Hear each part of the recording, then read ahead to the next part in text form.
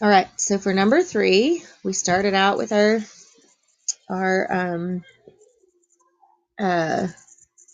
goodness gracious, our fraction bars. So I'm going to go back and do the same thing I've done with all the others. Our hypotenuse here is blue. We'll make our L purple. Ooh, that is not purple. L purple with its opposite side, the corresponding color. And M green with its opposite side, the corresponding color. Now here again, we have a Pythagorean triple. If you look, you have 8 and 17, and I'm fairly certain that our other Pythagorean triple is, well, look, I'm going to have to go back and look. Isn't it great, though, that I have this on here? Yeah, 8, 15, 17. So we have an 8, 15, 17. Now, all of these are multiplied by 2, which is going to make this purple side over here 30. Okay, so that's why those Pythagorean triples are important to have memorized. I'm going to actually write that down here. This becomes 16, 30, 34. All right, so let's start here with our sign. Opposite L is our purple 30 over our hypotenuse 34. Cosine of L, the one touching L, is 16 over our hypotenuse 34. And tangent is opposite over adjacent. Okay, so now sine, you can look back at your triangle, or you can remember that they're just inverses of the other functions.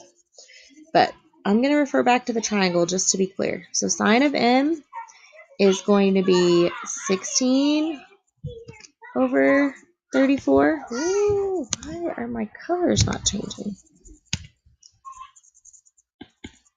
Cosine of m is going to be 30 over 34. And tangent of m is going to be 16 over 30. Now, when you have these, you're going to have to reduce them again. So this is 15 over 17, 8 over 17, and 15 over 8. This becomes 8 over 17, 15 over 17, and 8 over 15. Now, one last thing to point out is when you look at, this is what I was saying earlier about the similar triangles. When you look at the reduced forms, they match that small triangle, like our original Pythagorean triple. So these measurements that we got off of the actual triangle have that same scale factor. They're multiplied by 2. And scale factors, we know, apply to similar triangles.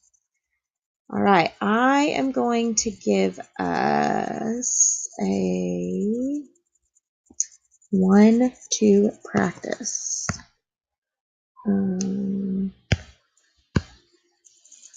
That's not a right triangle. But let me squish it. Nope. Okay, we're not going. I'm gonna have to draw an ugly one. Boom. And I am gonna use. Oh, that's Pythagorean too. I'm gonna use a 7, 24, 25 triangle. 7, 24, 25. We're gonna label these A, B, and C. So now I gotta color code it. So, oh, and A is our right angle. So now my hypotenuse, of course, is this long line. My B angle is going to be purple with the opposite side purple. And, oh, I used green for my label. Sorry, guys. C is going to be green with my opposite side green.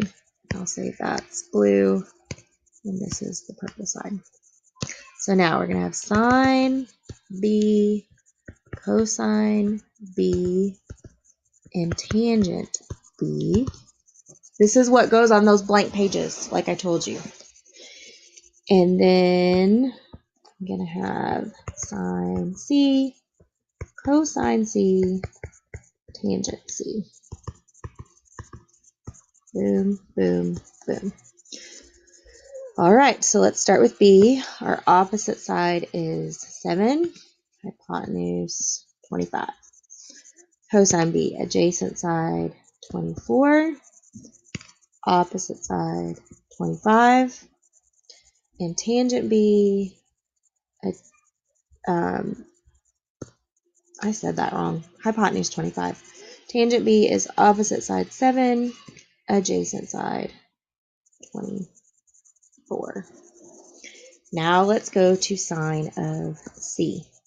Sine of C, opposite side 24, hypotenuse 25. Cosine of C, our adjacent side is 7, and our hypotenuse is 25. So,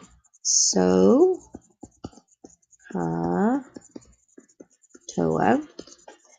And I am going to let you guys give me tangent of C.